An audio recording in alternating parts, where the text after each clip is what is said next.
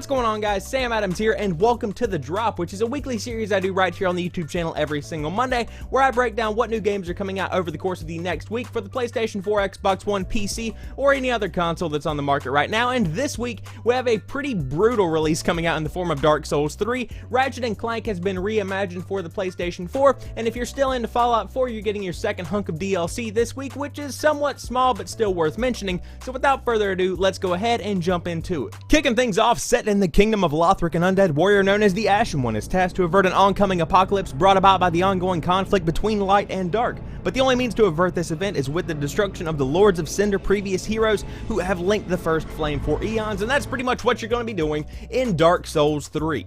Now, one thing that I really have to commend From Software on is the feel and the atmosphere that they do bring forth in these Dark Souls games, because whenever you have this kind of combat that is absolutely soul-crushingly difficult, you kind of have to have a soul-crushingly dark atmosphere, and they do it very well within Dark Souls. And you kind of have to admire the fact that there are skulls on trees and these dragons that have died, and they're just kind of disintegrating, laying around this giant castle. It's all a very incredible atmosphere that really does engulf the player in the world that they are in. Now, that being said, I absolutely suck at anything that has to do with a Souls game. However, I did buy Dark Souls 2 last week to try and get a little taste of the genre, see if I do like it more than I did whenever I played Bloodborne, because although Bloodborne was an incredible game that was inspired by Lovecraftian horror stories, I have to say that I was terrible at it and got very frustrated. So I paid 20 bucks for Dark Souls 2, and we'll see how that fares whenever I play it this week. Maybe we'll play Dark Souls 3 on a Twitch stream sometime, which my channel is linked down below.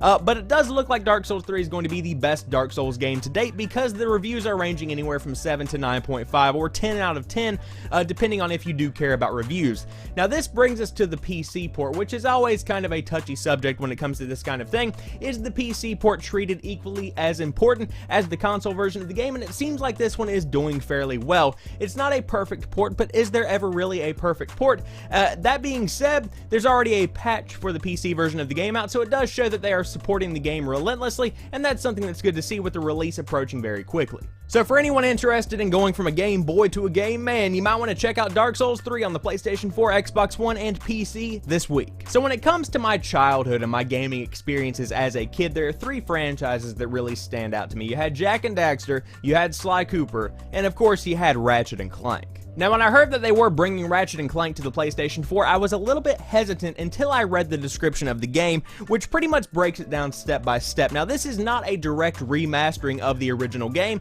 It's pretty much a reimagining of the origin story behind Ratchet and Clank that kind of coincides with a new animated movie that's hitting theaters on April the 29th. Now, it's really cool because it does delve deeper, like I said, into the backstories of Ratchet, Clank, and Captain Quark, as well as a couple of other characters, and it does introduce some new characters into the franchise. So for those that haven't played it, they're still going to get that original experience that we all got back in 2002 whenever Ratchet and Clank came out on PlayStation 2. But for those that did play the older games, you are going to get some new content that kind of adds to the world that you already love. Now, all of that being said, I have to say that the gameplay of the original game does shine through in this new 2016 version, and that is a great thing for legacy fans like myself. However, it does look absolutely incredible, and it looks like it runs very well on the PlayStation 4, featuring, of course, 60 frames a second, all of that good stuff, and some of the classic levels, as well as new worlds to explore within the Ratchet and Clank universe. Pretty much this definitely caters to legacy fans while still bringing newcomers into the mix as well. Now, the game does feature over 1 hour of cutscenes, some of which are actually scenes from the new animated movie that is hitting theaters April the 29th, and of course this game is coming out on April the 12th, so for newcomers who have never seen the Ratchet and Clank franchise, this is a great time to jump in, and you're arguably getting more of an origin story than we did back in the day. Now, I can really imagine this game being awesome for someone that was maybe between the ages of 12 and 14 back in 2002 playing Ratchet and Clank, and it became kind of a part of themselves, and they never really forgot the game that they played back then. 14 years have passed, putting them between the ages of 26 and 28, which is pretty much prime time for having between a 4 and 6-year-old. Let's just kind of guesstimate that.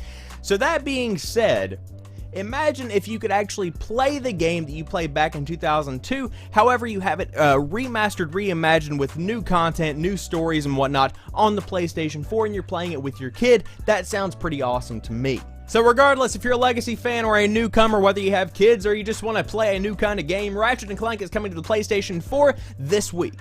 So finally, last but not least, for those that are still playing Fallout 4 and want some more DLC, you are getting the second piece of DLC in the form of the Wasteland Workshop, and of course this does also apply to you guys that bought the Season Pass. Now this is not a content-heavy drop. In fact, the DLC is only priced at $5, but it does add some awesome stuff to the settlement building aspect of Fallout 4. Now the features do include traps, mounted heads of many of the Wasteland's creatures, neon signs, gardens that you can place on top of floors and pretty much anywhere in the settlement, showers that completely take away the radioactive aspect of your health so you can go back up to full health whenever you're near a settlement. Pretty awesome stuff that a lot of people have been waiting for a long time when it comes to settlement building, and it will definitely improve that workshop aspect of the game. Now, for those that were wanting a detailed breakdown of everything that was included in the Wasteland Workshop, there isn't actually a list available at the time of making this video. However, there is a trailer, which I will link down below, that does give a pretty good detailed description, and I was pretty much able to write down a list of everything that really stood out to me, so you can watch that and judge for yourself if the Wasteland Workshop is going to be worth your hard-earned $5 whenever it comes out this week. So there you guys have it. Hope you've enjoyed this video. If you did, drop me a like down below and comment what games or DLC you're picking up this week. Did I miss anything significant? Please drop me a comment down below, and of course like this video if you did enjoy it and share it with your friends. I do upload new stuff like 3 or 4 days a week depending on the week, so there's always new content on the channel when you drop by to watch some videos, and of course I stream on Twitch, which is linked down in the description box down below. However, as for right now, I want to thank each and every one of you guys for watching this particular video. I'll talk to you soon. Peace.